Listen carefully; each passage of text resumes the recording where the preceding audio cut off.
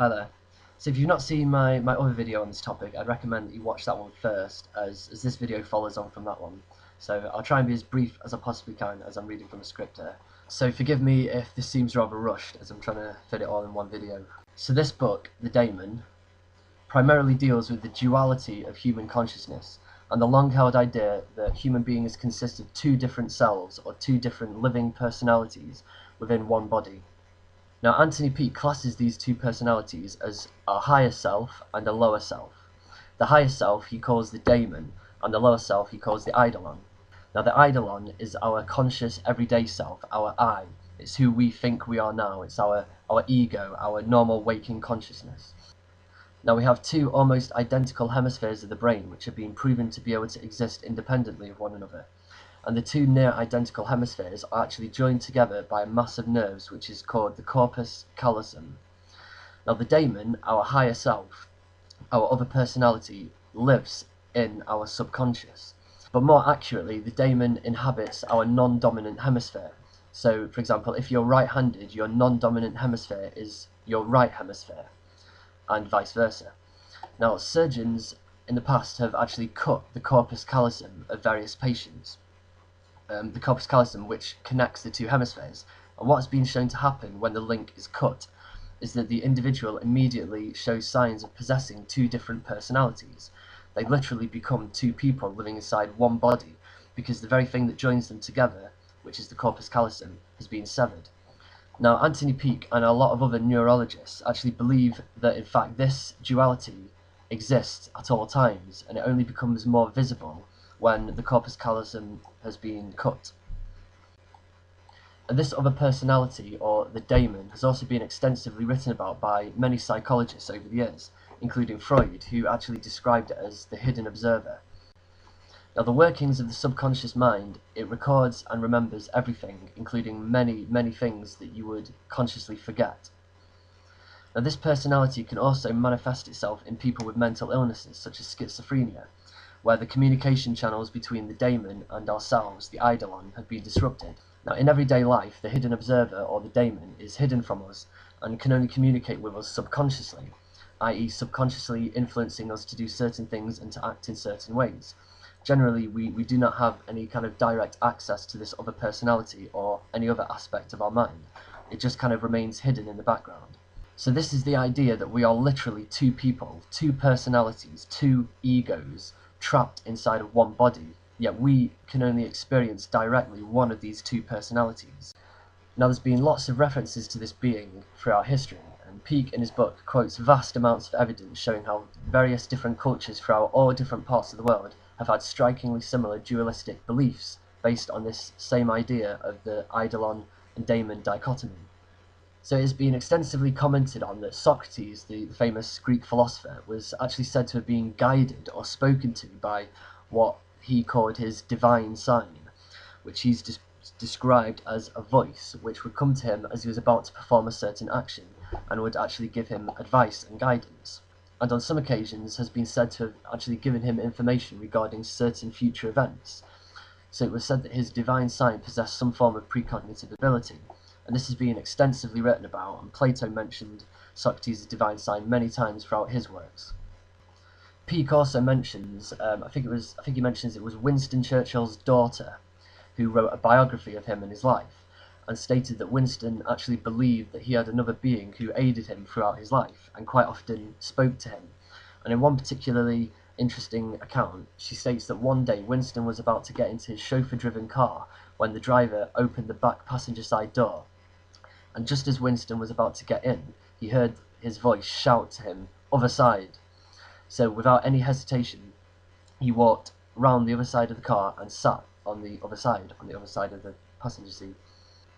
Anyway, shortly after, whilst driving through the streets of London, a bomb exploded near his vehicle, which severely damaged the side of the car which he would have been sitting in. So if we assume that this story is 100% true, then this particular voice saved Churchill's life, as it knew what was going to happen to him. Another example that Peake gives is of the poet Rudyard Kipling. Now, Rudyard Kipling has written a lot about a voice which he says used to speak to him, and he would quite often dictate poems for him to write. Now, this is all on record, and interestingly, he actually called this voice that he said was coming from his head, or his own self, his own mind, his daemon. That's what he called it.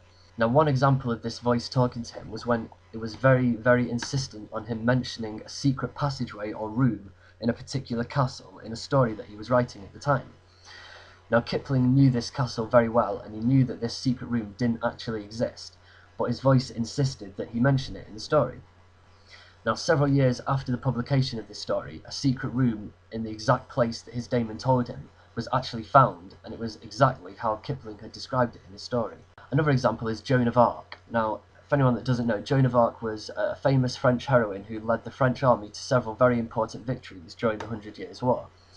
Now, Joan is famous for claiming that she had visions from God, and that she was following orders from the spoken word of God, which she heard. Now, this voice, which she believed to be God, gave her information and advice that led her to great victories, and she would always take the advice of this voice. Now, the one and only time that she didn't actually take this voice's advice, she ended up getting captured and was subsequently executed. Now, taken in light of what I have just said regarding Peake's Daemon theory, this would be another prime example of a human being who, for whatever reason, was able to have some form of direct communication with their other self, their other personality, their daemon. So what do all of these examples have in common? Well, they have all shown that their daemon has some sort of precognitive ability, i.e. the ability to see the future and to pass on this information to its other self. So this other personality, our daemon, actually knows what is going to happen to us, and knows exactly what is going to happen in our lifetimes. Now, for Anthony Peake, this is because we have already lived this life countless times before, and this is why sometimes we experience deja vu, because we are actually consciously remembering a part of our previous life and how we have already been in that exact same situation before. Now, this links back to my previous video on how, at the moment of our death, our brain gets flooded with the neurotransmitter glutamate, which causes severe time dilation, which means that we subjectively experience a complete rerun of our entire lives. Now, for some reason, we as lower selves, or we as Eidelons, forget this, but our higher selves, our daemon, remembers everything and can sometimes force its way through into our consciousness to give us a very concrete warning, usually in the form of a voice, image, or hallucination. Peake also says that the daemon can present itself to us in dreams, and he actually says that many of our dreams actually have more potential premonitions than we might imagine. So as I've said, the daemon can sometimes present itself as visual hallucinations. Now, these visual hallucinations usually present themselves in a very religious or spiritual form, which is usually culturally or subjectively relevant to us. So, for example, a Buddhist might see the Buddha, or a Hindu might see Krishna, or a Christian might see Jesus, and might even speak to the individual or pass on a certain message. But this vision is simply our daemon presenting itself to us in a way which is relevant to us personally. So, for example, anybody in the West describing an angel will always describe a human being with wings, and that's because in the West, or it's our Western culture which has taught us that that is what an angel looks like, regardless of whether or not we are actually religious ourselves. So your daemon might choose to present itself as what you'd imagine to be a stereotypical angel, in order to make you believe whatever message it is that he's trying to give you. I mean, I remember my great aunt rung me up a few years ago. She rung me up one night to tell me that she had seen Jesus at the end of her bed. Now, I sort of naturally just passed this off as, an old lady hallucinating or something. And apparently Jesus told her that, that she had nothing to be afraid of and that everything was going to be alright. And then actually later on that night, she actually died. She actually died that very night. So according to Peake's theory, this could simply have been her daemon, or her higher self, presenting itself to her as Jesus, as she was a strong Christian, in order to give her the message. So overall, I think that Peake's work has brought together quite a lot of experiences that we've all had, and it presents a theory which I believe holds some truth to it. Granted, he himself admits that he doesn't have all the answers, but he just presents a lot of sourced evidence from both people and from various scientific investigations, and comes up with this general theory of the daemon, which he also calls cheating the ferryman, which is basically his idea that you never reach the moment of death, but you instead simply relive your life again and again, and throughout all of your lives you constantly have this higher self, this daemon, present with you. But for some reason we as lower selves, as Eidelons, forget this. So if anyone's got any questions or anything, let me know and I'll try my best to answer them. Cheers.